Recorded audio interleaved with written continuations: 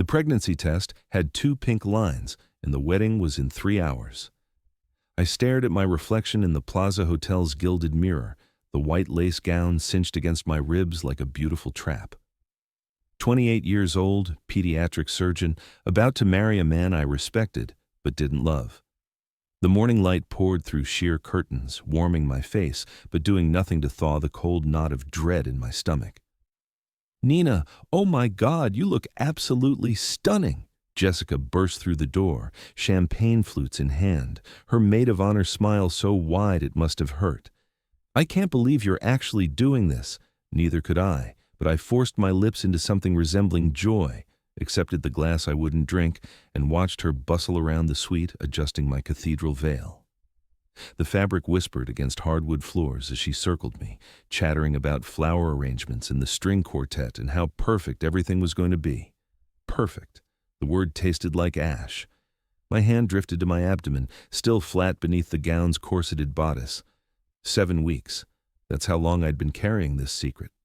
The anonymous donor, number 847 from Riverside Fertility Clinic, had been selected with the same clinical precision I applied to surgical procedures.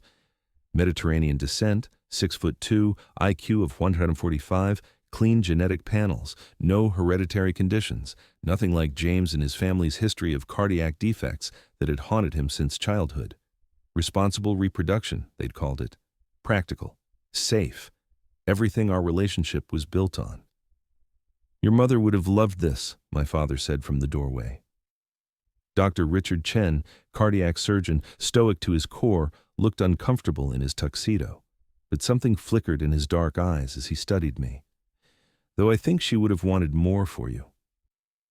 I startled. My father never spoke of feelings, never referenced the passionate, volatile marriage that had ended in bitter divorce when I was 12. "What do you mean?" "Passion, Nina." "Fire." He crossed the room, adjusted my veil with surprisingly gentle hands. "Not just arrangement." The words hit like a scalpel finding nerve. Before I could respond, Jessica was ushering us toward the door, and the moment dissolved into the mechanical progression of a wedding day I'd stopped feeling weeks ago. The rooftop garden was everything the wedding planner promised. Manhattan's skyline provided a dramatic backdrop, 200 guests seated in neat rows, white roses everywhere, the June heat tempered by a slight breeze carrying the sounds of the city below. I walked the aisle alone, my one small rebellion, each step feeling predetermined, programmed, safe. James waited at the altar in his perfectly tailored tuxedo, blonde hair styled, expression proud and satisfied. This was a good merger, his posture said. Sensible. He reached for my hand as I arrived, his touch cool and dry, disconnected in a way that had become familiar over 4 years together. The officiant began. Traditional words, expected vows. I tried to focus, to feel something beyond the numbness that had settled over me like frost. James squeezed my fingers, mistaking my trembling for emotion. Maybe it was. Just not the kind he imagined. My thoughts drifted to the baby growing inside me, a boy or girl who would never know their biological father. Another clinical decision in a life built on them. Would they have my features or the unknown donors? Would they inherit my anxiety or that mysterious profile's noted intensity? If anyone objects to this union, the rooftop access door slammed open with a sound like a gunshot. The string quartet stopped mid-note. 200 heads turned in perfect synchronization, and my world tilted sideways. He stood in the doorway like something carved from marble by an angry god.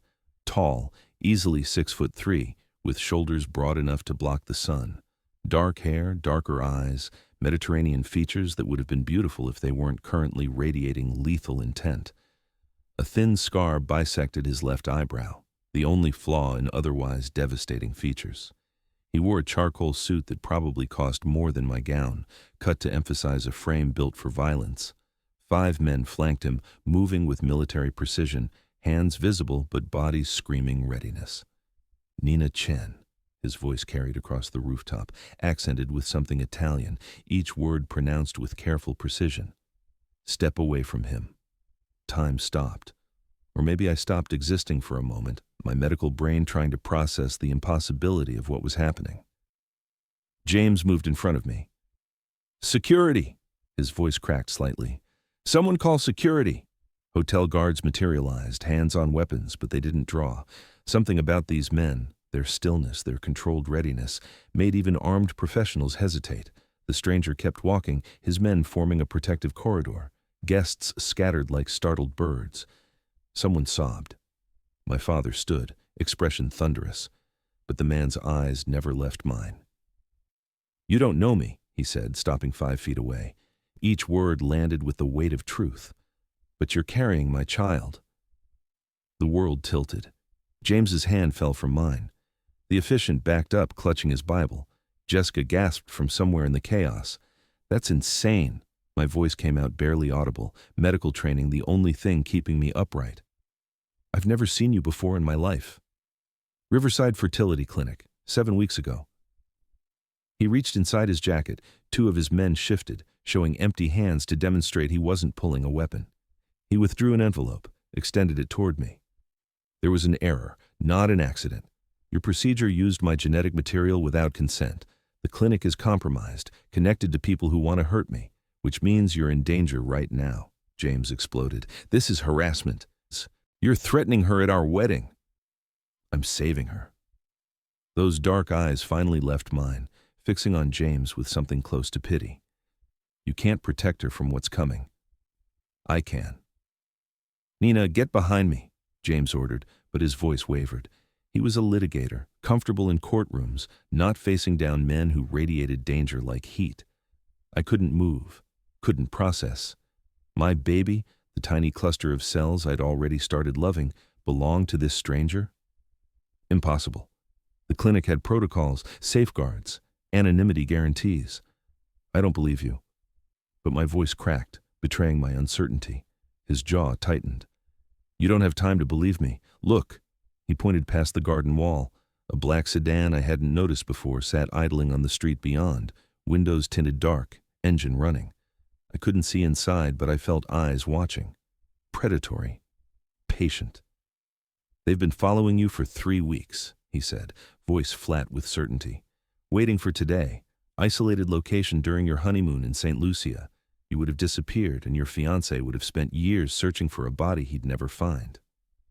Ice slid down my spine. St. Lucia? How did he know? We'd told no one the destination, kept it private, just the 2 of us. But those odd moments over the past week suddenly crystallized into pattern. The feeling of being watched while grocery shopping, the same car appearing behind mine too often, the man at the hospital cafeteria who'd stared too long. I'd dismissed it as wedding stress. The stranger's phone buzzed.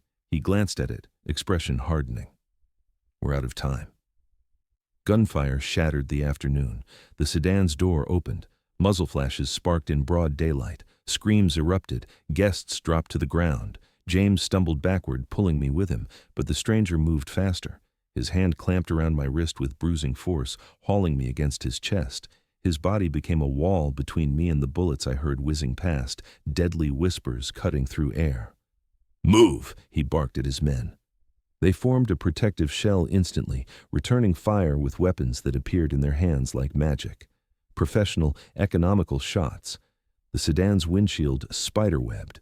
Someone inside shouted in a language I didn't recognize. Harsh, guttural, Eastern European maybe. I couldn't breathe, couldn't think. My ears rang from gunfire. The stranger's arm was steel around my waist, dragging me toward his vehicle waiting at the garden's edge. I tried to resist, heels skidding on grass, but I might as well have been fighting a mountain. "Let me go." I twisted, fought, medical training screaming that I was being kidnapped in front of 200 witnesses. "Your choice." His voice was hard at my ear, accent thicker with adrenaline. "Come with me and live, or stay here and watch everyone you love die in crossfire. Decide now." Another burst of gunfire sent stone chips flying from the plaza's facade. A waiter crumpled, clutching his shoulder, blood spreading across white uniform. My mother crouched behind a planter, hands over her head. James lay flat beneath an overturned table, face white with terror. The stranger wasn't asking. He was stating facts with the certainty of someone who'd seen this play out before, who knew exactly how many seconds we had before everything became carnage. I stopped fighting. He lifted me effortlessly, my gown tangling around my legs as he carried me to the black SUV. The door was already open. He placed me inside with surprising gentleness given the violence, then slid in beside me, barking orders in rapid Italian. The door slammed. The vehicle surged forward. Through the window, I watched my wedding dissolve into chaos. James staggering to his feet, searching the crowd, my father shouting something I couldn't hear, the sedan peeling away, pursued by two of the strangers' vehicles. The plaza's garden transformed into a war zone. White roses trampled, chairs overturned. My cathedral veil caught on a chair, back like a ghost marking where my old life ended. Seatbelt. His voice returned to that controlled calm, as if we hadn't just fled an active shooting. I stared at him. My hands shook too badly to manage the buckle. He reached across, movements efficient and impersonal, clicking it into place. His cologne was subtle, expensive, leather and something darker, woodsy. His knuckles were scarred, old wounds layered over older ones. No wedding ring, no tan line. This was a man who lived alone, who'd learned survival through violence. "Who are you?" I whispered. He met my eyes, and I saw something flicker in their depths. Regret, maybe, or resignation. "Luca Valentazzi." He leaned back against the leather seat, blood seeping through his sleeve where a bullet had grazed him. He didn't seem to notice the wound. "And for the next few months, Dr. Chen, you belong to me." The SUV merged into Manhattan traffic, and my life, the carefully constructed, safe, predictable life, disappeared behind us like smoke. I woke to silence, so complete it felt wrong. No traffic sounds, no city hum, just birds and the distant whisper of wind through trees. For a moment, I floated in confusion, my hand instinctively moving to my stomach, still there, still flat, still carrying the impossible. Then, memory crashed down like a wave, drowning me. The wedding. Gunfire. A man named Luca Valentazzi, claiming I carried his child while dragging me from my life. I shot upright in an unfamiliar bed, heart hammering. The room around me was beautiful and wrong. Cream walls, hardwood floors gleaming with morning light streaming through windows. Expensive furniture that looked antique, carefully curated. A window showed manicured gardens and high stone walls topped with cameras, the kind of security that cost more than most people earned in a year. My wedding gown lay draped over a chair, streaked with grass stains and smelling faintly of gunpowder. I was wearing only the slip underneath, shoes removed, corset unhooked. Panic spiked through my chest as I checked, but the slip was intact, undisturbed. Someone had undressed me while unconscious, but nothing more. Small mercies in captivity. The door was solid oak with an old-fashioned handle. I tried it. Locked, of course. I crossed to the window, tested it, also locked, and the glass felt too thick to be normal. Reinforced, probably bulletproof. The garden below was empty except for a man in a dark suit walking the perimeter, speaking into a radio. Security guard, prison guard by another name. Breathe. I forced air into my lungs, pressing my palms flat against the cool glass. 7 weeks pregnant, kidnapped by a stranger claiming biological connection to my baby, trapped in a mansion that looked like something from an architectural magazine. This wasn't real. Couldn't be real. But the dull ache in my wrist where he'd gripped me said otherwise. A soft knock preceded the lock clicking open. A woman entered, middle-aged with steel-gray hair pulled back severely, carrying a tray. Her expression was neutral, but not unkind. Professional, someone who'd done this before. "Breakfast," she said, setting the tray on the dresser. "Coffee, toast, fruit, yogurt arranged like a hotel room service." "Bathroom is through there." She nodded to a door I'd missed. "Fresh clothes in the closet, your size. Mr. Valentazzi will see you when you're ready." "I'm not ready." My voice came out stronger than I felt. "I want to leave. I want my phone. I want... Ring the bell when you want to come down." She indicated a small brass bell on the nightstand, the kind used to summon servants in period dramas. "Someone will escort you." She left before I could respond. The lock engaged with a soft snick, somehow more final than a slam. I didn't touch the food, though my stomach growled betrayal. Instead, I explored my cage systematically, medical mind cataloging details. The bathroom was marble and chrome, stocked with unopened toiletries. expensive brands, pregnancy-safe formulations. Someone had done research. The closet held clothes in my exact size, jeans, sweaters, practical shoes, maternity wear mixed in, sized for months I hadn't reached yet. How long had Luca Valentazzi been planning this? I dressed mechanically, choosing jeans and a loose sweater that hid my still flat stomach, splashed water on my face, tried to tame my hair. The woman in the mirror looked haunted, dark circles under her eyes, wedding makeup smeared. Good. She should look haunted. The bell stayed silent. I wouldn't summon my captors like a trained animal. But an hour passed, then two, and my defiance felt increasingly stupid as hunger gnawed at my stomach and the baby I carried. Finally, I rang it once, sharp and angry. A different guard appeared, younger, but just as silent. He gestured for me to follow, staying 2 steps behind as we descended a curved staircase. The house was stunning. All high ceilings and understated wealth. Original art on walls, Turkish rugs muffling footsteps, old money or very good taste paired with new money. We stopped at double doors. The guard knocked, waited, then opened them and stepped back. Luca Valentazzi stood behind a massive desk in what was clearly a library. Floor-to-ceiling bookshelves lined 3 walls, filled with leather-bound volumes. The 4th wall was windows overlooking the garden, sunshine streaming through to illuminate him like some Renaissance painting. He'd changed into casual clothes, dark jeans, black shirt with sleeves rolled to his elbows, revealing forearms corded with muscle and decorated with more scars. The bandage on his left arm was the only sign of yesterday's violence. "Sit." He indicated a leather chair across from the desk, not looking up from the file he was reading. I stayed standing. "I want to go home." "You don't have a home anymore." He finally looked up, those dark eyes pinning me in place. "The moment I took you from that wedding, you became a target. Going back puts everyone you know at risk. Your father, your friends, James Morrison. They're safer if you're here." "You did this!" The words burst out sharp with rage I'd been holding since waking. "You destroyed my wedding, terrified my family. You're the threat here, not some phantom Albanian mob." "No." The word was flat, final. "I'm the solution to a problem you didn't know existed. Come here, look." I didn't want to obey, didn't want to step closer to this man who radiated danger like heat from a flame, but something in his voice, not command, but resignation, made me move. The photographs were surveillance images, printed on glossy paper, spread across his desk with methodical precision. Me leaving my apartment building, me walking through Boston Common on my lunch break, me entering the hospital where I worked, white coat visible, ID badge catching light, and in every single photo, circled in red ink, was a man. Different clothes, different positions, but the same face. Sharp features, light eyes, watching me with predatory focus. My throat went dry. I picked up one photo, dated April 23rd. I remembered that day, stopping for coffee before a morning surgery, the feeling of eyes on my back that I'd dismissed as paranoia.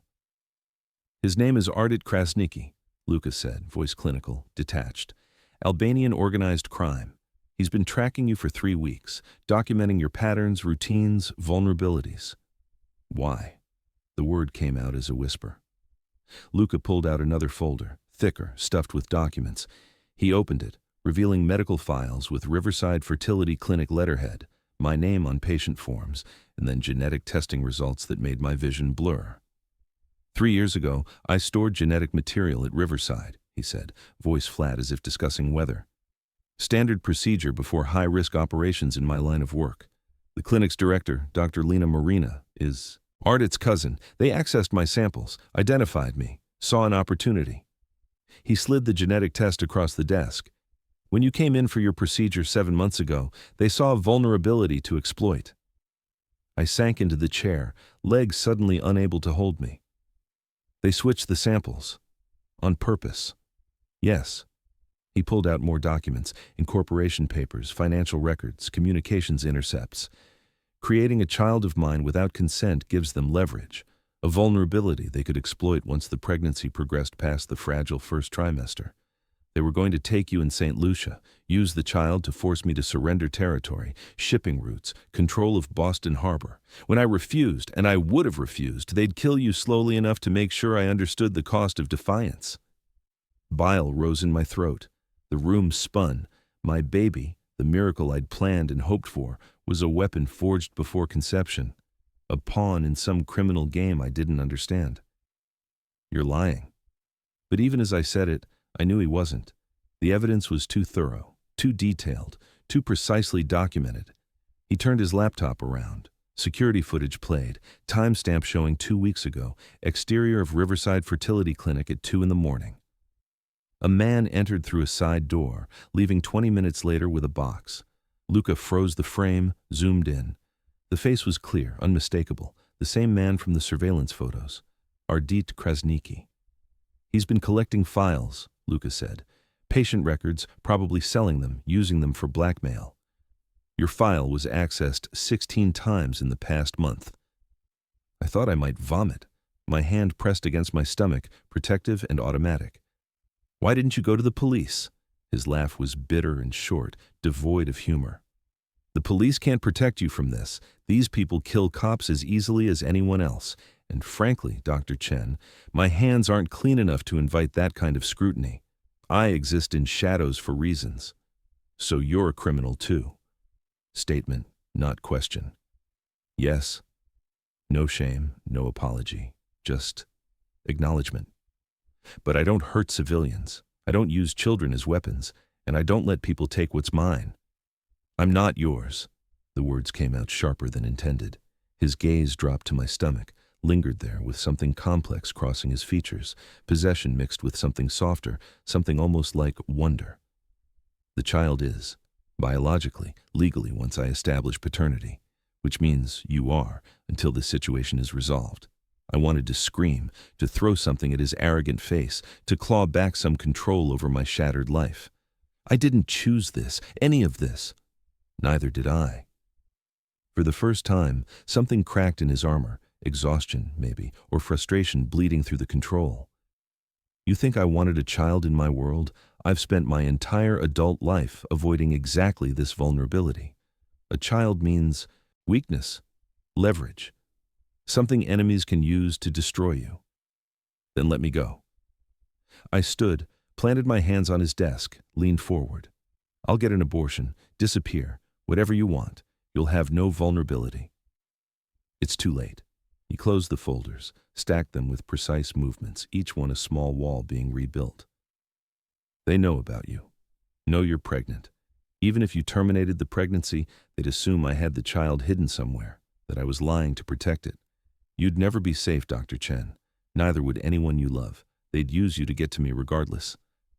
The trap closed around me, suffocating and complete.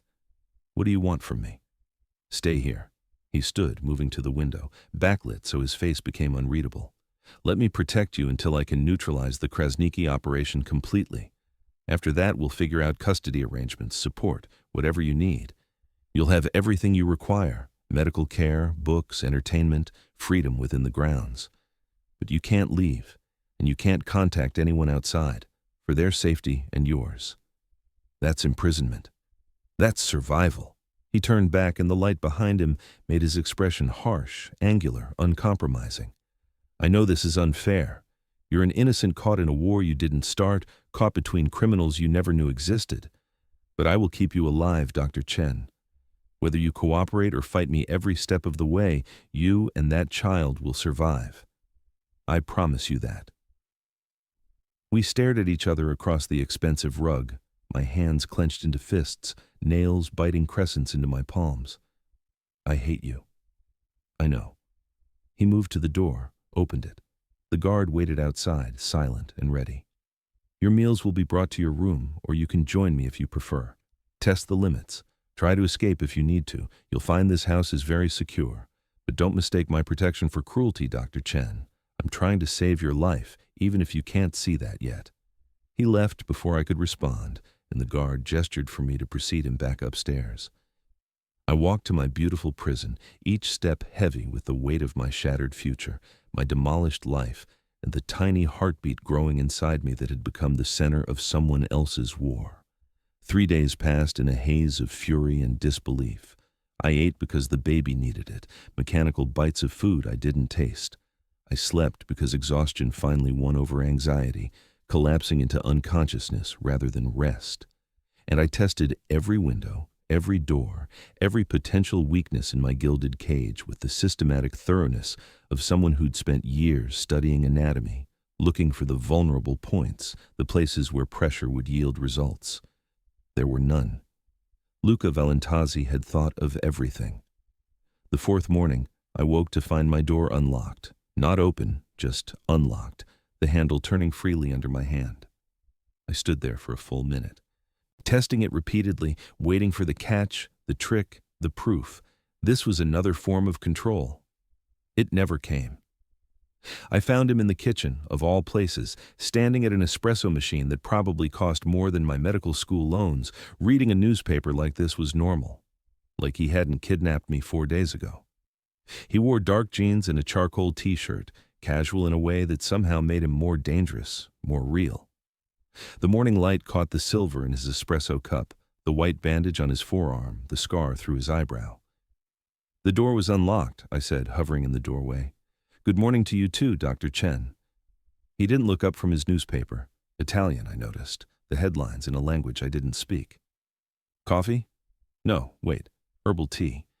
Mrs. Lombardi left ginger mint for the morning sickness." The casual knowledge of my symptoms should have felt invasive. Instead, it just felt exhausting. "You unlocked my door. You're not a prisoner." He turned a page, perfectly calm. "You're under protection, different category. The door locks from the outside. Security protocol." He finally looked up, those dark eyes meeting mine with infuriating steadiness. "If someone breaches the building, the safest place is inside the reinforced suite. It's not about controlling you, Dr. Chen. It's about keeping you alive if I fail." "Then I can leave?" I crossed my arms, a defensive gesture I'd used since childhood when I needed armor. "Can you?" He set down the newspaper, leaned against the counter with deceptive casualness. "Ardit Krasniki has 4 men watching this building in rotating shifts. You'd make it to the lobby before being taken. They have a van parked 2 blocks south, engine running during daylight hours. But technically, yes, I won't stop you. I won't even follow you. Your choice, Dottoressa." The Italian endearment landed differently than the clinical Dr. Chen he'd been using. Softer, almost affectionate. I pushed past it. "You're bluffing." "Test it." He poured himself another espresso, the machine hissing and gurgling. "I mean it. Take the elevator, walk out, see how far you get. I'll wait here." Something in his voice, not challenge, but genuine invitation, made me move. I walked to the elevator, pressed the button, half expecting him to call me back. He didn't. The doors opened. I stepped inside, pressed L for lobby, and descended through 22 floors of expensive Manhattan real estate. The lobby was marble and glass, doormen in uniforms, residents coming and going with designer coffee and small dogs, normal people living normal lives. Through the windows, I could see the street, taxis passing, pedestrians bundled against October wind, freedom, escape, life. I walked toward the door. The doorman smiled, moved to open it for me. And then I saw them. 2 men in a parked sedan watching the entrance with the kind of focused attention that made my medical training scream danger. One spoke into a radio as I appeared, his gaze locking onto me with recognition that turned my blood cold. A second vehicle, a van with tinted windows, pulled up to the curb. Waiting. Ready. I turned around and walked back to the elevator, my heart hammering so hard I could feel it in my throat. Rode back up to the 22nd floor, found Luca exactly where I'd left him, newspaper open, espresso cup refilled. "Welcome back," he said without looking up. "Tea's on the counter, still hot." I wanted to hate him for being right. Instead, I just felt tired. They were really there. They're always there. This is why I chose this building. They can watch, but they can't breach. Too much security, too many witnesses, too much risk. He finally set down the newspaper, studied me with something that might have been sympathy. "I'm sorry your world is this now, Dr. Chen. But at least here, you're breathing." I took the tea. It was exactly the right temperature, sweetened with honey the way I preferred. Another small detail he shouldn't have known but did. "How long have you been watching me?" 3 weeks. No hesitation, no shame. Since I discovered what the clinic had done, I needed to understand who you were, what kind of person was carrying my child. if you'd be someone who'd understand, eventually, why I had to do this. And what did you learn? I sat across from him at the kitchen island, wrapping my hands around the warm cup. The heat felt grounding, real. That you work 70-hour weeks but always make time for your patients' families. That you stress bake at midnight when you can't sleep. Banana bread, specifically. And you eat half the loaf yourself while watching terrible reality television.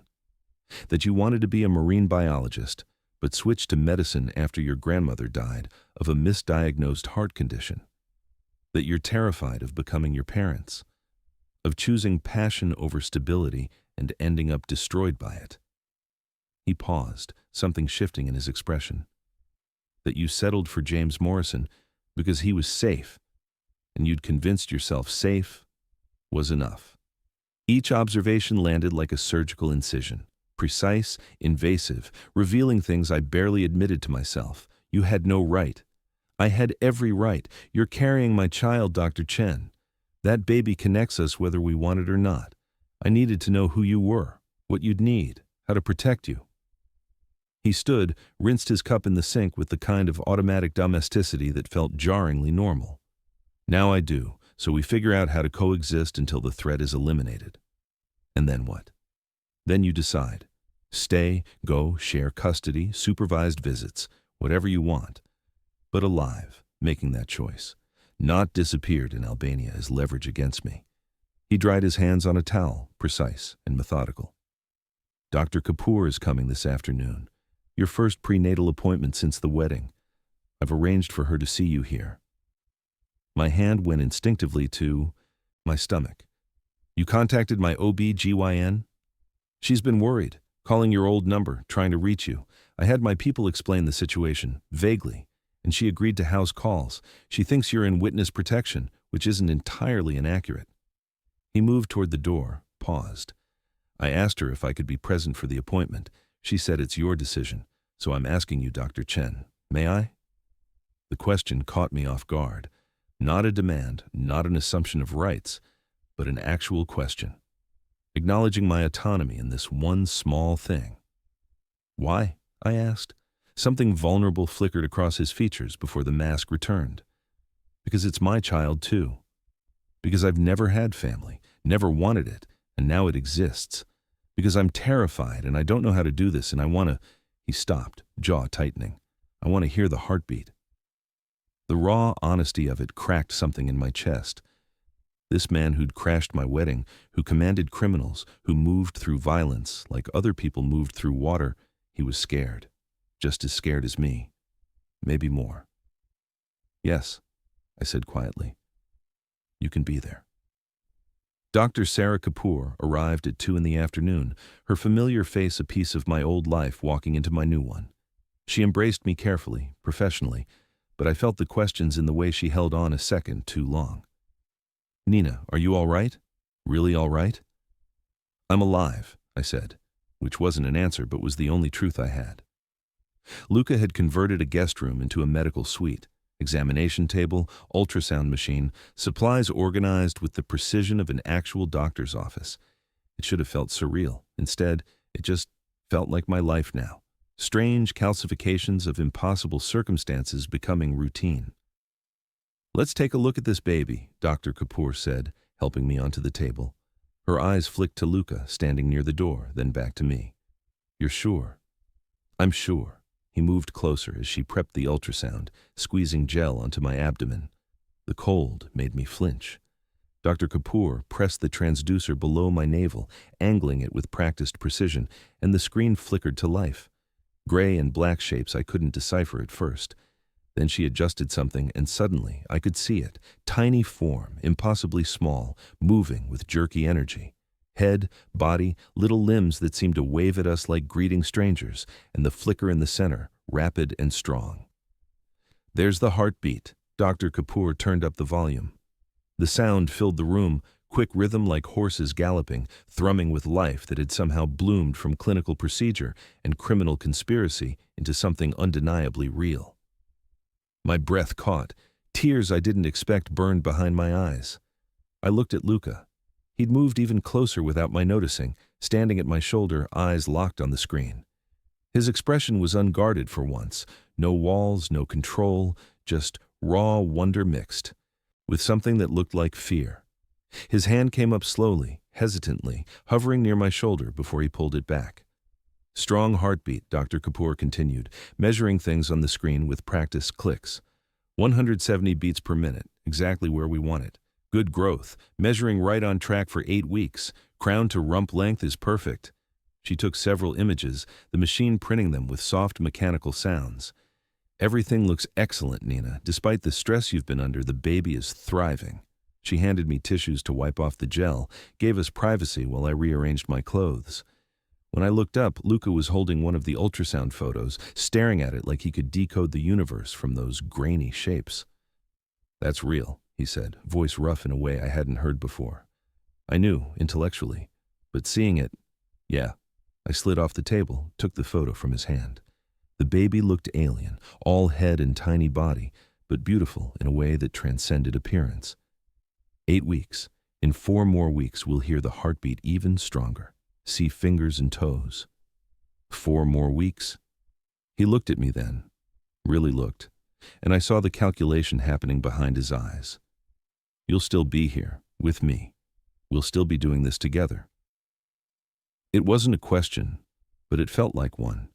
An acknowledgement that this wasn't just about protection anymore, that somewhere between the kidnapping and the locked door and the morning tea and the ultrasound, something had shifted. We were both trapped in this impossible situation, both responsible for the tiny life growing between us. "Yes," I said, "we'll still be doing this together." The days began to develop a rhythm.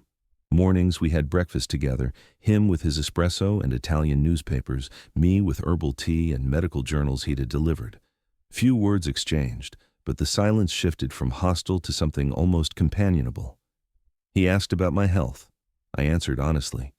Small civilities in captivity. He arranged secure video consultations so I could continue working remotely. Within hours, I was reviewing cases from the hospital, a complex infant cardiac anomaly, a premature baby with respiratory distress, a toddler with a mysterious rash that had stumped the residents.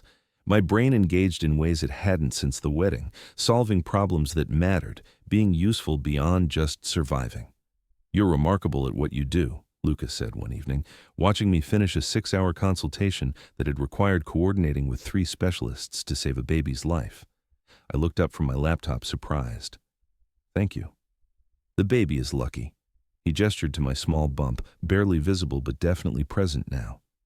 "Brilliant mother." "And a criminal father." The words came out without heat, just observation. "What a combination." His expression darkened. "I'll keep both of you alive. That's what matters." "Is it?" He closed my laptop, studied him across the living room. "Just survival? What kind of life is that for a child, Luca? Growing up in this world of yours, the violence, the danger, the constant looking over your shoulder." "It's the only world I know." He set down his glass of whiskey with careful control. "My father raised me in it, his father before him. It's legacy, tradition, the family business passed down like genetic disease. You could leave." "Could I?" He laughed, bitter and short. "You don't leave this world, Dr. Chen. You die in it or you die trying to escape it. Those are the only options." "There's always another option." I stood, moved to the window overlooking the city lights. My grandmother used to say that. When I was 12 and my parents were destroying each other with their passion and their fights, she'd tell me, "There's always another option if you're brave enough to look for it." "And what option do you see for me?" His voice came from closer behind me than expected. I hadn't heard him move. "I don't know yet." I turned, found him less than a foot away, close enough that I could smell his cologne, that leather and wood scent that had become familiar. "But I think you're more than what your father made you. I think you're trying to be better. Otherwise, you wouldn't have saved me. You would have let Krasniki take me, eliminated the vulnerability before it became a problem." Maybe I should have, but his eyes said the opposite. Would have been simpler, cleaner. But not right. I held his gaze, refusing to look away. "You did the right thing, even though it complicated your life. Even though it meant protecting someone you didn't know, taking on a responsibility you never wanted. That matters, Luca. That says something about who you are under all the armor. The moment stretched between us, charged with something I didn't want to name. His hand came up, hesitated, then touched my cheek with unexpected gentleness. His thumb traced my cheekbone, the touch sending electricity down my spine that had nothing to do with fear. "You shouldn't trust me," he whispered. "I'm not a good man, Nina." The use of my first name instead of the formal Dr. Chen felt intimate, dangerous. Maybe not, but you're not all bad either. And right now, you're all I have. He leaned in, and I knew I should step back, should maintain distance, should remember this was my captor, and this was Stockholm Syndrome, and this was wrong on every level. But I didn't move. Neither did he. We stood there, breathing each other's air, teetering on the edge of something that would change everything. The moment shattered when his phone rang, harsh, insistent, pulling him back to the world of violence and crime that was his reality. He stepped away, answered it in rapid Italian, his expression shifting back to the cold mask of the man who'd crashed my wedding. When he finished the call, his jaw was tight. "There's been a development. Krasniki is moving faster than expected. We need to relocate." "What kind of development?" "The kind that means this building isn't safe anymore." He was already moving, pulling out his phone to make more calls. "Pack essentials. We leave in 30 minutes. "Where are we going?" He looked back at me, something complex crossing his features. "Somewhere more secure. Somewhere I can keep you safe while I end this." "By ending, you mean?" "I mean war, Dr. Chen. Real, brutal, final war." His voice went cold in a way that reminded me exactly who he was. Krasniki made this personal. Now I'm going to show him what that costs. The safe house was nothing like the Manhattan penthouse. We'd driven for 2 hours in the middle of the night, Luca beside me in the back seat, Marco at the wheel navigating through darkness with the confidence of someone who'd made this run before. The baby had kicked the entire drive, responding to my elevated heart rate, my fear, the adrenaline flooding my system. "He's active," Luca had said, noticing my hand pressed to my stomach. Not a question, just observation. "Stress makes him move more." "I'm sorry." The apology was quiet, meant only for me in the darkness. For all of this. For what I'm about to do. I'd wanted to ask what he meant, but something in his voice stopped me. This was a man preparing for violence, and I wasn't sure I wanted to know the details. The safe house turned out to be a converted farmhouse in Connecticut, surrounded by woods and silence. Security was even tighter here, armed guards patrolling the perimeter, cameras everywhere, reinforced doors and windows, a fortress disguised as rural peace. Mrs. Lombardi had arrived before us somehow, the rooms already prepared, food in the kitchen, my clothes unpacked in the bedroom Luca gestured me toward. Not his room, a separate space, giving me the illusion of choice even in captivity. "Rest," he'd said, "tomorrow we plan." But rest didn't come.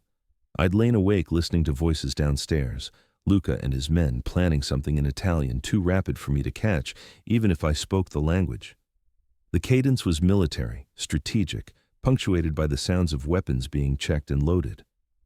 When dawn finally came, I found Luca in what he called the war room, a converted study filled with monitors, maps, and enough firearms to supply a small army.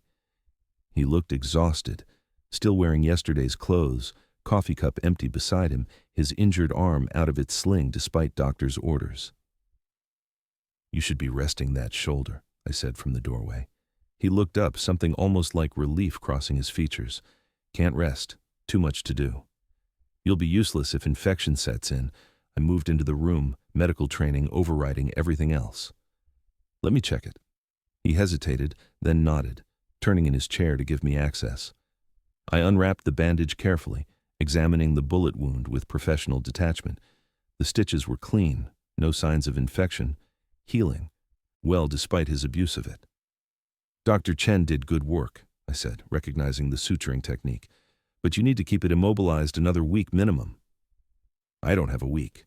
His voice was flat with certainty. "Krasniki knows where we were. One of my men must have talked, sold information, which means the organization is compromised, which means I need to move fast before he finds this location too." "What are you planning?" I rewrapped the bandage, my hand steady despite the fear creeping up my spine. Offensive strike. Hit his operation hard enough that he can't recover. Eliminate the threat permanently. He stood, moved to the wall covered in maps and photos.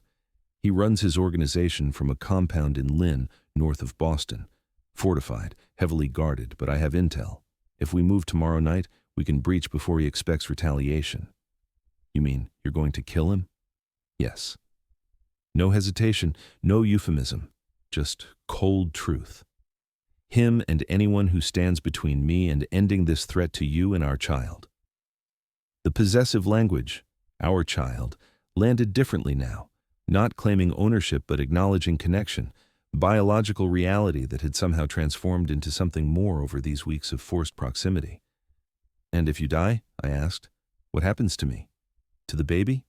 He turned from the maps, looked at me with an intensity that made my breath catch.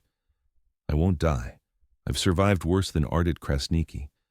But if somehow I do, Marco has instructions. He'll take you somewhere safe, establish a new identity, provide financial support. You'll be protected even if I'm not here to do it.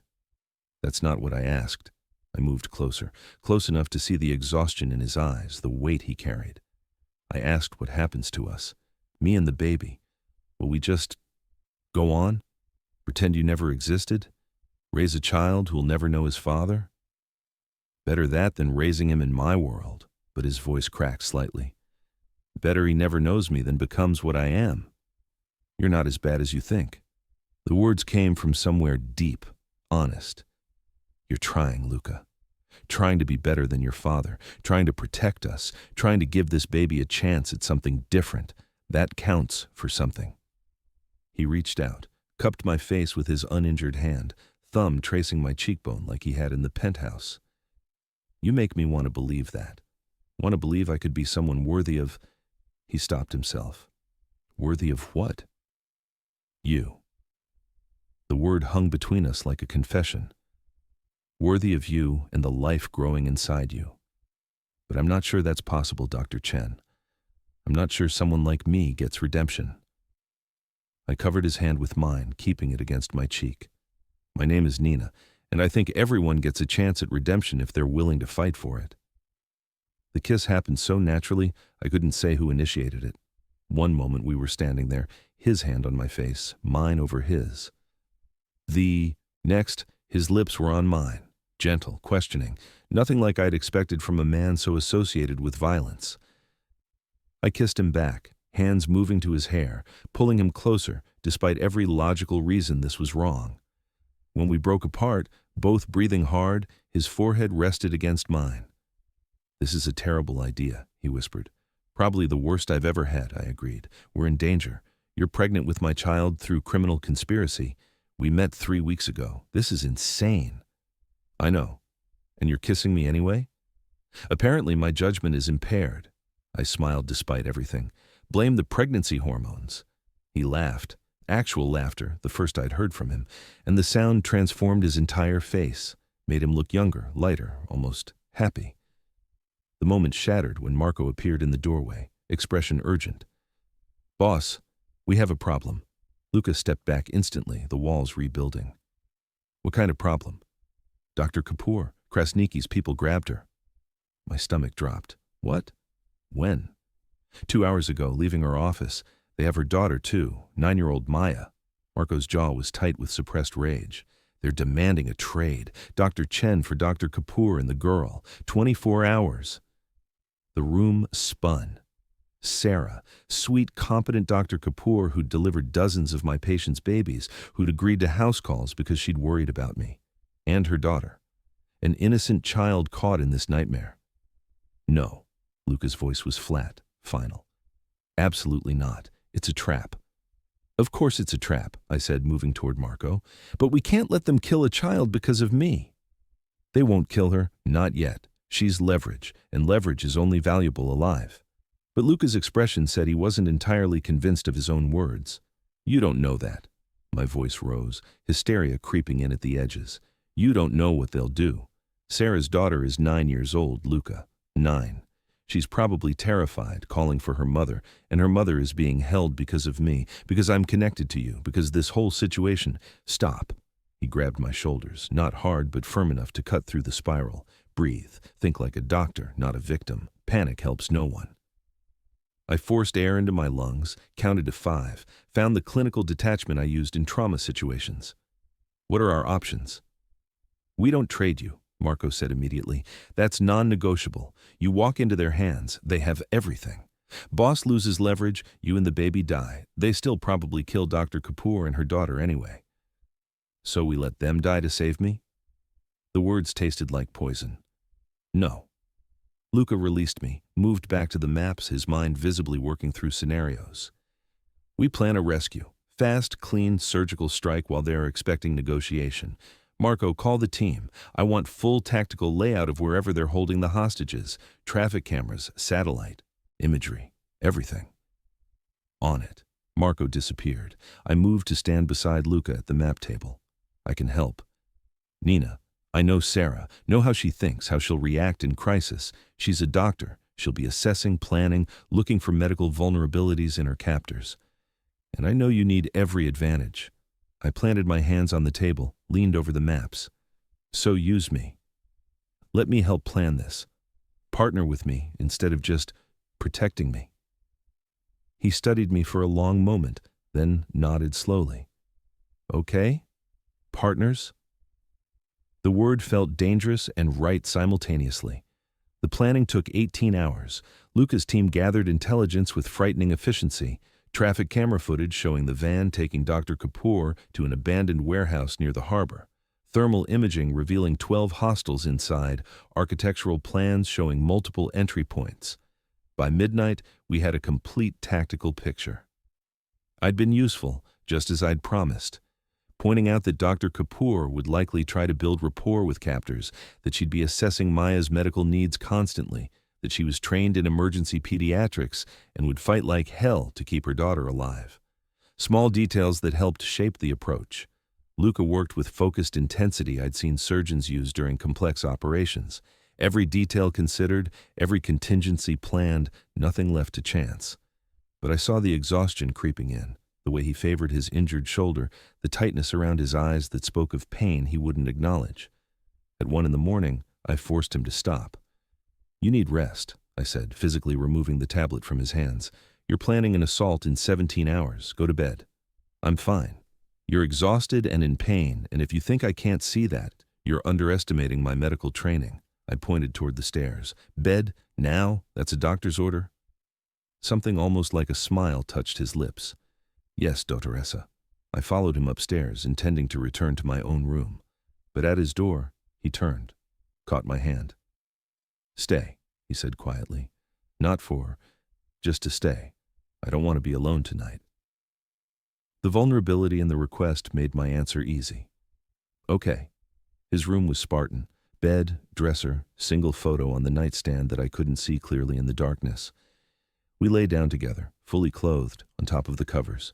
His arm came around me carefully, pulling me against his chest, his hand resting on the small bump of my stomach where our baby grew. I'm terrified, he whispered into the darkness, of tomorrow, of failing, of losing you before I've even really had you. You won't fail, I covered his hand with mine. You're too stubborn to fail.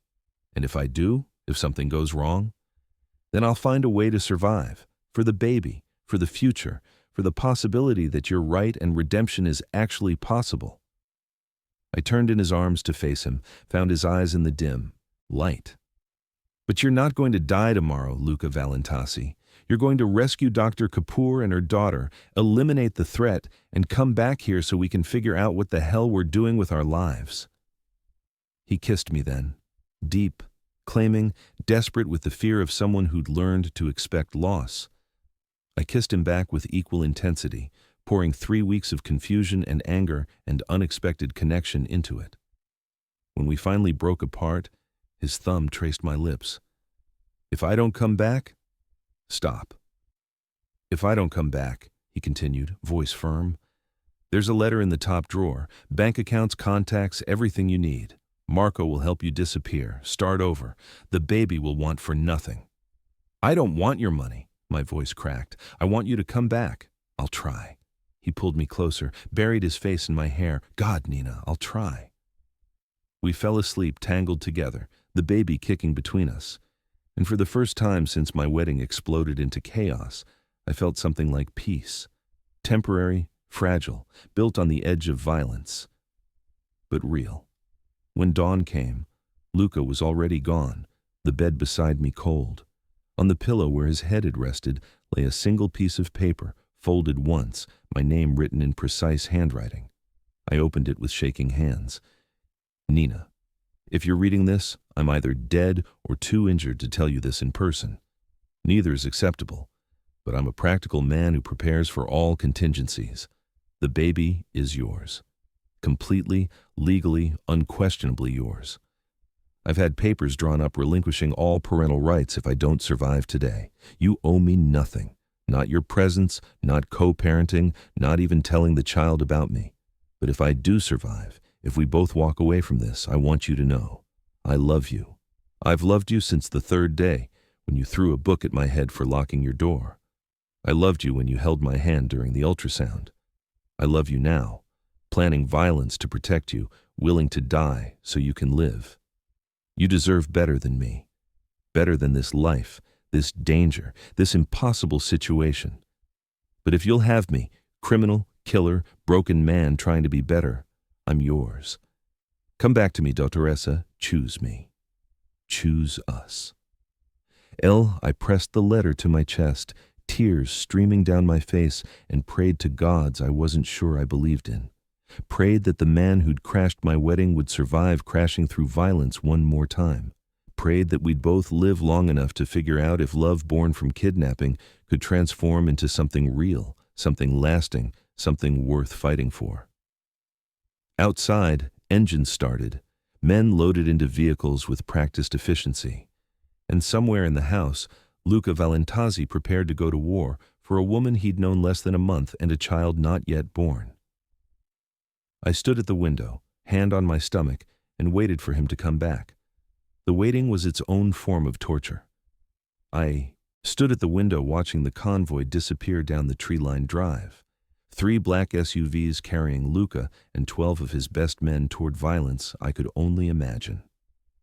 Marco had stayed behind with 4 guards, surrounding the safe house with the kind of watchful tension that made my skin crawl. Protection or prison, the line had blurred weeks ago. My hand pressed against the cold glass, the other cradling my small bump. 10 weeks now. The baby kicked with increasing frequency, responding to my elevated cortisol, my racing heart, the fear that had become a constant companion. Mrs. Russo.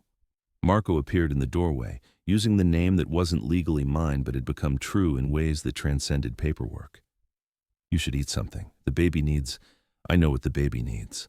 The snap came out sharper than intended. I'm a doctor, Marco. I know. He didn't flinch, didn't take offense, just nodded with the patience of someone who'd seen people break under pressure countless times. He'll come back. Boss always comes back. Until he doesn't. I turned from the window, wrapped my arms around myself. You can't promise that. No one can. No, Marco admitted, but I've seen him survive things that should have killed him. He's got more reason to survive now than ever before. You, the baby, that matters to him more than his own life. The truth of it settled heavy in my chest. Luca would die for us without hesitation. The question was whether I could live with that kind of love, the kind that burned so bright it consumed everything, including the person offering it. Hours crawled past with agonizing slowness. I tried to distract myself, reading medical journals, reviewing case files the hospital had sent, pacing the length of the living room until I'd memorized every floorboard creak. Mrs. Lombardi brought food I couldn't eat. Tea I let go cold, worried glances I couldn't return. At 9:30 p.m., Marco's radio crackled to life. Phoenix to base, we have visual on the target. Luca's voice, calm and controlled, the voice of a man who'd done this 1,000 times. 12 hostiles confirmed. 2 hostages in northwest corner, 2nd floor. Thermal shows 1 guard on hostages, rest distributed ground level. Copy that, Phoenix. Marco's response was equally professional. Rules of engagement? Neutralize all threats. Priority 1, hostage extraction. Priority 2, Krasniki alive for questioning. Priority 3, everyone goes home. A pause, then softer. Meant for me, though I wasn't on comms. Tell her I'm keeping my promise. My throat tightened. The letter crinkled in my pocket where I'd kept it all day, reading and rereading until I'd memorized every word. He knows you're listening, Marco said, something almost like kindness in his voice. I know. I moved closer to where he stood, monitoring multiple frequencies. Can I hear what's happening? He hesitated, then handed me a second headset. Don't interfere. Don't speak. Just listen. I nodded, slipped the headset on, and suddenly I was there with them, breathing their air, hearing their footsteps, living their violence. Team Alpha, south entrance. Team Bravo, north. Giovanni, you're with me on the east drainage access. Luca's commands came quick and certain. Insertion in 30 seconds. Radios to Channel 2 once inside. No civilian casualties. Let's bring them home. The next minutes were a symphony of controlled chaos. Footsteps moving with practiced silence. The soft click of locks being bypassed. Whispered confirmations in Italian and English. Then the sharp, brutal sounds of engagement, suppressed gunfire, bodies hitting concrete, shouted commands in Albanian cut short by precise violence. Team Alpha, ground floor secure. 3 hostiles down, 2 wounded and restrained. Team Bravo, north side clear. 4 hostiles neutralized. East entrance compromised. They knew we were coming. Ambush, fall back. Giovanni's voice, strained with effort. Then Luca, cover fire now. I'm going for the hostages. Gunfire erupted through the headset, so loud I winced. My heart hammered against my ribs. The baby kicked hard, responding to my fear, and I pressed my hand to my stomach in automatic comfort, even as terror flooded my system.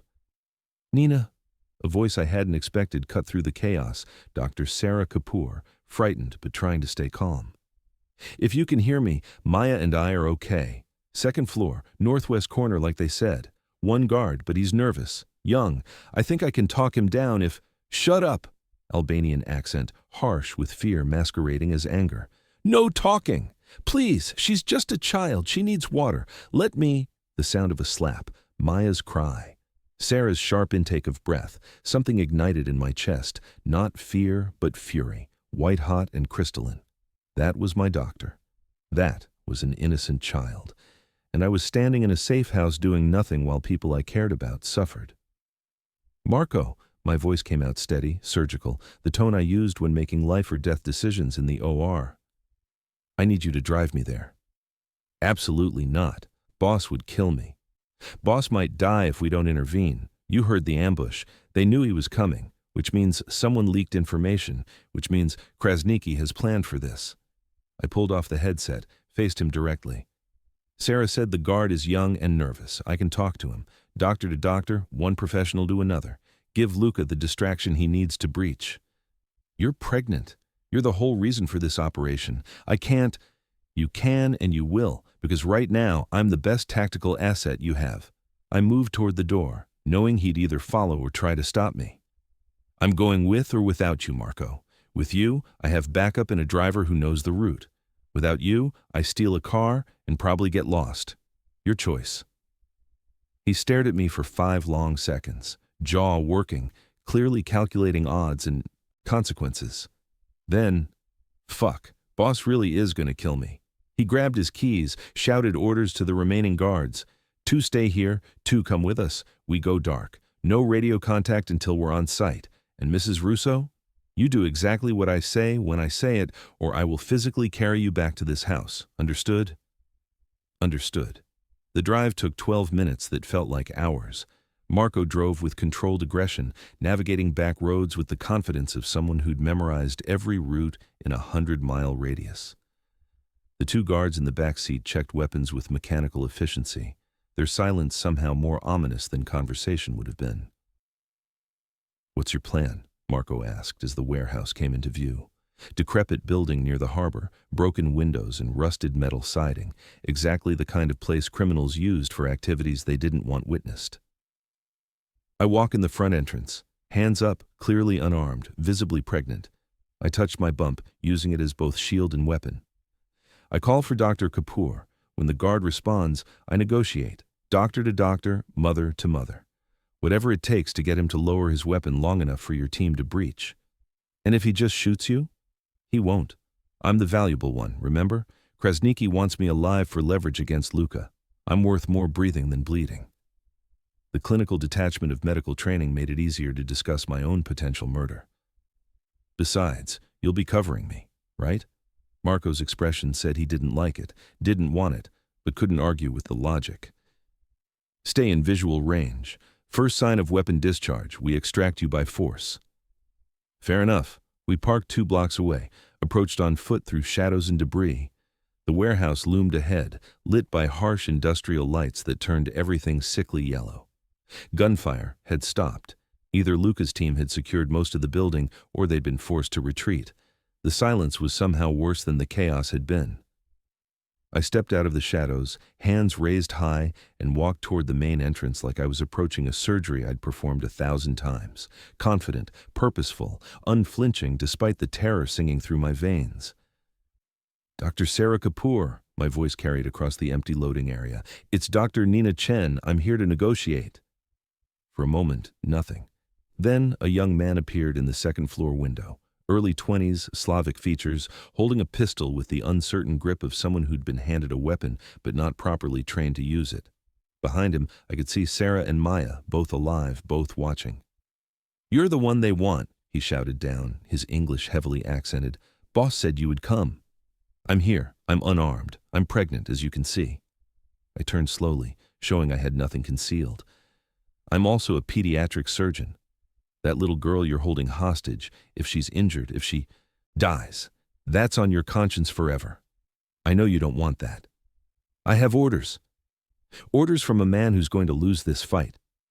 I took a step closer. Luca Valentazzi's men are already inside. They've secured the ground floor. You're trapped up there with 2 hostages and no backup coming. Your choice is simple. Surrender Dr. Kapoor and Maya, and you walk away, or wait for Valentazzi to reach you and die. He'll kill me anyway. He won't, Sarah's voice carried through the window. I'll testify you protected us, that you showed mercy, but only if you let us go now. The young guard's face was visible even from this distance, terrified, conflicted, trapped in a situation far beyond whatever he'd signed up for. His gun hand wavered. That's when Luca appeared behind him, moving through the shadows with predatory silence. I saw it happening. Wanted to shout a warning, but Marco's hand clamped over my mouth, holding me silent as Luca moved. One moment the guard was pointing a weapon at innocent people. The next, Luca had disarmed him with brutal efficiency, the gun clattering away, the young man on his knees with Luca's weapon pressed to the back of his head. Don't move, Luca's voice carried cold certainty. Don't breathe wrong. Don't give me a reason. Sarah grabbed Maya immediately, holding her daughter tight, both of them sobbing with relief. Luca said something in Italian, probably orders to his team, then his eyes found mine across the distance. Even from here, I saw the moment recognition hit, saw fury and relief and terror flash across his features in rapid succession. Nina, my name was a growl. What the fuck are you doing here? Saving your life, apparently, I shouted back. You're welcome. Marco, the name was a roar. I told you to keep her safe.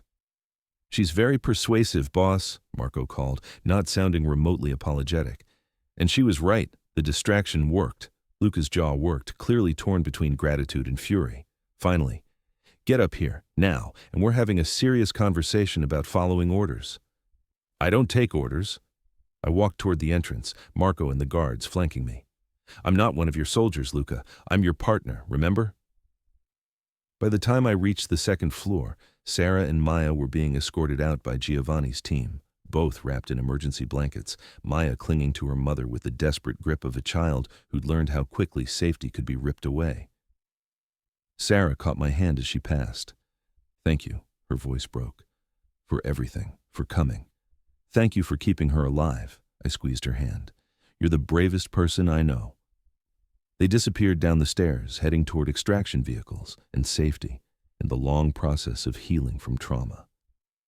The young guard was being zip-tied and led away, his face pale with the realization of how close he'd come to dying. That left Luca and me alone in the empty room, Blood on the walls, bullet. Holes in plaster, the smell of violence thick in the air. He looked at me with an expression I couldn't fully decode. Anger and relief and something deeper, something that looked like love mixed with terror. You could have died. His voice was raw. You and the baby, both of you, could have died. But we didn't. I closed the distance between us. We're alive. Sarah and Maya are alive. Your team is alive. Mission successful, as you people say. You disobeyed direct orders to stay safe. I made a tactical decision based on available intelligence. I touched his chest, felt his heart hammering beneath my palm. And I was right. The distraction worked. Admit it. His hand covered mine, pressed it harder against his heart. If something had happened to you, it didn't. I rose on my toes, kissed him hard and certain. I'm here, we're here, and you're alive, which means you kept your promise. Now, you get to keep the rest of it. The rest? I pulled the letter from my pocket, slightly crumpled, but still legible. The part where you said if you survive, if we both walk away from this, you love me. That you're mine if I'll have you. I held his gaze. I'll have you, Luca Valentazzi. Criminal, killer, broken man trying to be better. I choose you. I choose us. His kiss was desperate, claiming, tasting of violence and relief and promises neither of us was sure we could keep. But we'd try. God, we'd try. Where's Krasniki? I asked when we broke apart. Luca's expression darkened. Basement level. Wounded, restrained, going nowhere. I was about to have a conversation with him when someone decided to make a dramatic entrance. Then let's have that conversation together. I took his hand. Partners, remember? All the way through. 6 months had passed since the warehouse, and the world had transformed from chaos into something resembling peace. I stood in front of the bathroom mirror in our Upper West Side penthouse, a different building, new security, fresh start, examining my reflection with the clinical detachment of someone who'd spent years studying human anatomy. 34 weeks pregnant now, my body transformed by the life growing inside me. The baby, Alessandro, we'd decided after weeks of debate, was active enough that I could see his movements through my skin, little feet pressing against my ribs, hands exploring the only world he'd known. You're going to run out of room in there soon, I told my reflection, my hand tracing the arc of my belly. 3 more weeks and you'll have to meet us. The sound of the front door opening pulled me from the bathroom. Luca's voice carried through the apartment, speaking Italian to someone, probably Marco, who'd become more friend than employee over these months, a bridge between Luca's old world and our new one. I found them in the kitchen, Luca unpacking groceries while Marco leaned against the counter, gesturing animatedly about something. Both men stopped when I entered, their conversation dying mid-sentence. You didn't have to stop talking on my account, I said, moving to the refrigerator for the orange juice I'd been craving obsessively for 2 weeks. We were discussing business. Luca crossed to me, took the juice container from my hand, poured a glass without being asked. Boring logistics, nothing you want to hear about. If it's about shipping routes and import regulations, you're right. I accepted the glass, drank deeply. If it's about the Albanian mob making moves again, I want to know.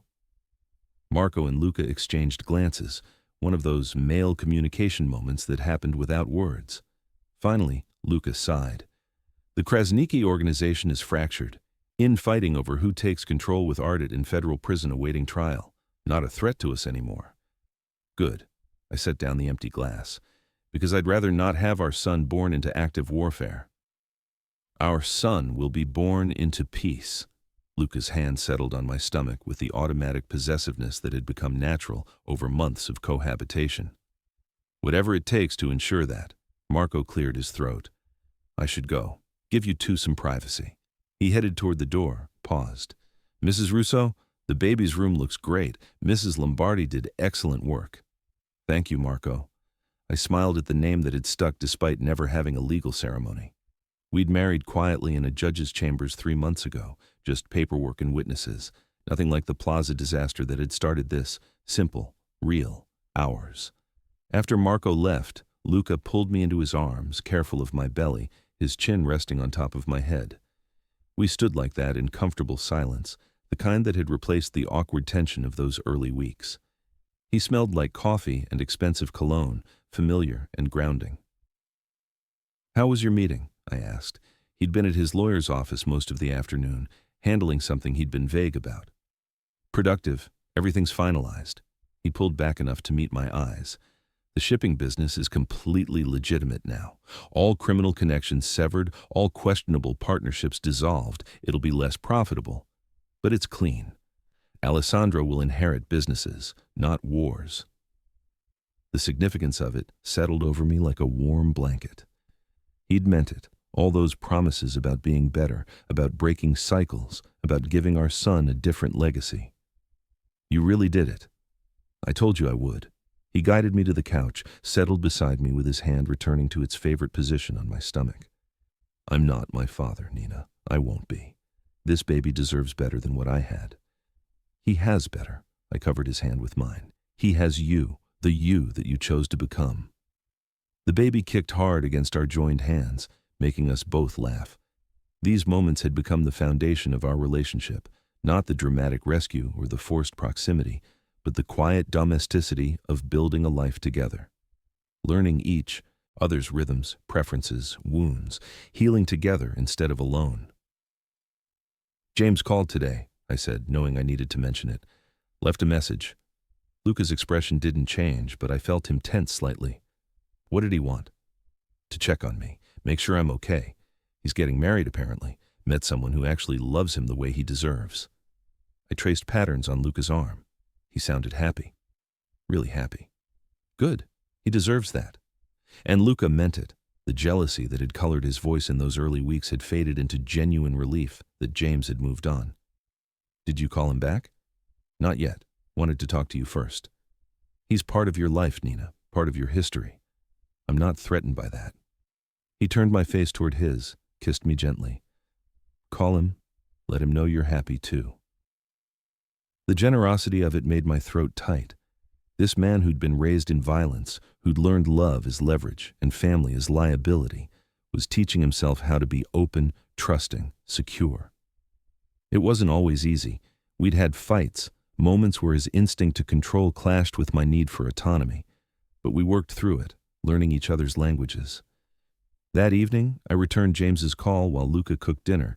He'd become surprisingly domestic, teaching himself Italian recipes his mother had made before she died.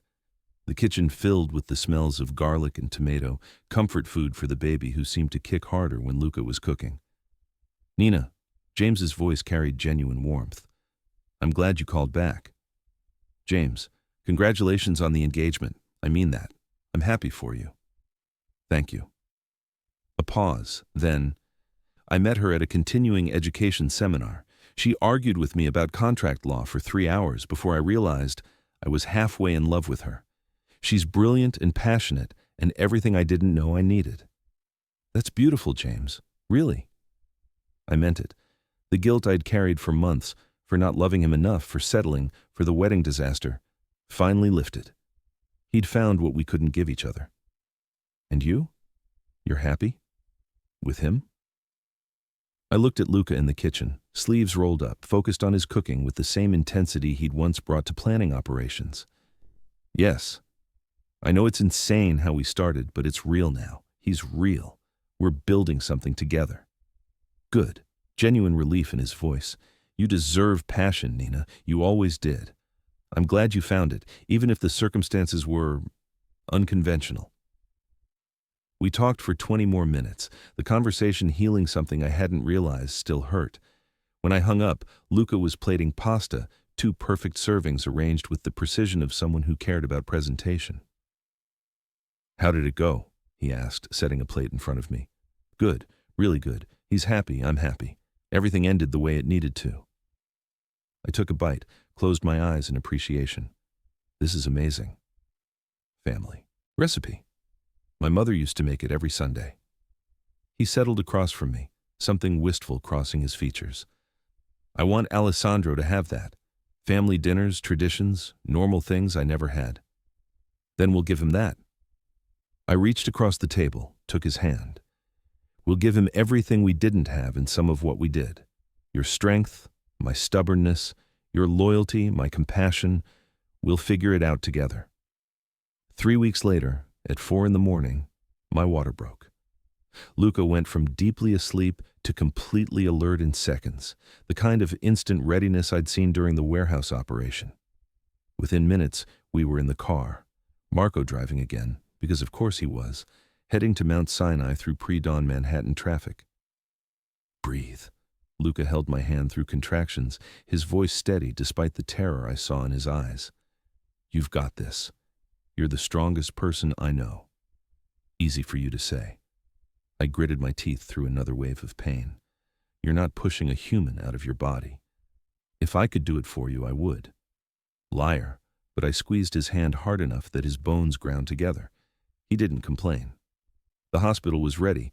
Dr. Wu, the OB-GYN who'd taken over my care after Dr. Kapoor relocated to Oregon with Maya, had been on call. The labor suite was private, secure, as comfortable as a hospital room could be. My father arrived an hour into labor, scrubbed and ready despite this not being his specialty. I delivered you, he said gruffly, squeezing my shoulder. Seems right I should meet my grandson too. Labor was nothing like I'd imagined, longer, more intense, more consuming than any surgery I'd performed. 13 hours of breathing and pushing and cursing Luca's genetics for creating such a large baby. He stayed beside me through all of it, letting me crush his hand, whispering encouragement in Italian and English, being exactly what I needed without me having to ask. At 5:47 p.m., Alessandro Luca Valentasi Chen entered the world, screaming his displeasure, all 8 pounds and 3 ounces of him with dark hair like his father and my nose, and a face that was uniquely his own. They placed him on my chest immediately, skin to skin, and the world narrowed to just this, his weight, his warmth, his little face scrunching in confusion at this bright, cold, new existence. His crying stopped as he heard my heartbeat, the rhythm he'd known for 9 months. Hi, baby, I whispered, tears streaming. We've been waiting so long to meet you. Luca's hand touched Alessandro's head with infinite gentleness, and when I looked up, I saw tears on his face, too, the first time I'd seen him cry.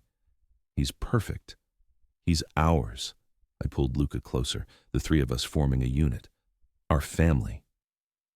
8 months transformed everything again. Alessandro was crawling now, pulling himself up on furniture, babbling constantly in a language only he understood. He had Luca's intensity, my stubbornness, and a personality that was entirely his own, curious, fearless, laughing at everything. I'd returned to work part-time, performing surgeries 3 days a week while Luca worked from home the other 4, both of us rearranging our lives around this tiny dictator who demanded attention and gave love so freely it hurt. One Saturday morning, I woke to Alessandro's babbling from the nursery and Luca's deeper voice responding, having an entire conversation, despite only one of them speaking actual words. I found them in the rocking chair, Alessandro in his father's lap, both examining a picture book about animals. That's a lion, Luca said seriously. Leone in Italian, king of the jungle. Alessandro grabbed the page, crumpling it with chubby fists, and Luca laughed. That full, genuine laugh I'd worked months to coax out consistently. Good morning, I said from the doorway.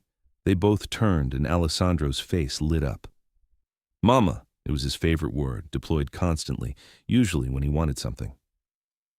Good morning, baby boy. I crossed to them, lifted Alessandro from Luca's lap, received wet kisses in return. Did you have a good sleep? He's been up for an hour. Luca stood, stretched, moved to the window. I let you sleep in. Thank you. I followed his gaze, looking out over the city we'd made our home. You know what today is? Saturday? It's been exactly 1 year since you crashed my wedding. I turned to face him, Alessandro playing with my hair. 1 year since you dragged me out of the plaza and my life exploded. He moved closer, his hand coming up to cup my face in that gesture that had become his signature with me. Best worst decision I ever made. Agreed. I kissed him, careful of the baby between us. Want to know a secret? Always. I'm pregnant again. The words came out casual, but I watched his face carefully. 6 weeks. I found out yesterday. He froze, processing, expressions cycling through shock to joy, to terror, to determination. Finally, you're serious. Completely. Apparently we're very fertile together. I shifted Alessandro to my hip. Surprise? Surprise. He pulled us into his arms, creating a family circle. God, Nina, another baby. Are you happy? Scared? Both? Both. Definitely both. I leaned into his chest, felt his heart beating strong and steady. But we did this once. We can do it again, right? Right. He kissed the top of my head, then Alessandro's. We can do anything. Together. And standing there in our son's nursery, morning light streaming through windows, another baby growing inside me, I believed him. This life we'd built from kidnapping and conspiracy and impossible circumstances, it was real. It was ours. It was worth every terrifying, beautiful moment it had taken to get here. Hey, Alessandro, I said to our son, how do you feel about being a big brother? He responded by grabbing both our faces and smashing them together, his version of a kiss, laughing with pure joy at having both parents' attention. Luca caught my eye over our son's head, and I saw everything in that look. Love, gratitude, disbelief that we'd made it here, fierce determination to protect what we'd built. Ti amo, he said quietly. Both of you. All of you. This whole chaotic, impossible family. Ti amo, I echoed, the Italian feeling natural now after months of lessons. And you know what? I wouldn't change a single thing. Not the wedding crash, not the kidnapping, not any of it. Because it brought us here. To chaos? To love? I kissed him again, deeper this time. To family. To choosing each other every single day, despite and because of how we started. Alessandro squirmed between us, demanding freedom to crawl and explore. We let him down, watched him zoom across the floor with the single-minded determination of someone who'd inherited both parents' stubbornness. And as Luca's hand found mine, fingers interlacing with the ease of practice, I realized this was the passion I'd been searching for when I'd agreed to marry James. Not the destructive fire of my parents' relationship, but something steadier. The kind of love that survived kidnapping and violence and impossible circumstances.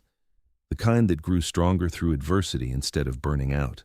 The kind worth fighting for. Come on, Luca said, pulling me toward the kitchen. Let's have breakfast as a family before chaos takes over the day. Chaos already has taken over, I gestured to Alessandro, who'd pulled himself up on the coffee table and was chewing on a remote control. This is our life now. Good. He scooped up our son, tossed him gently in the air, making Alessandro shriek with laughter. I wouldn't want any other life, not anymore. Neither would I. The Mafia Boss had crashed my wedding claiming I was carrying his child. No one had believed him then, but he'd been right, about the baby, about the danger, about us. And somehow, impossibly, wonderfully, it had become the beginning of everything, not the ending I'd planned, but the one I'd choose again every single time.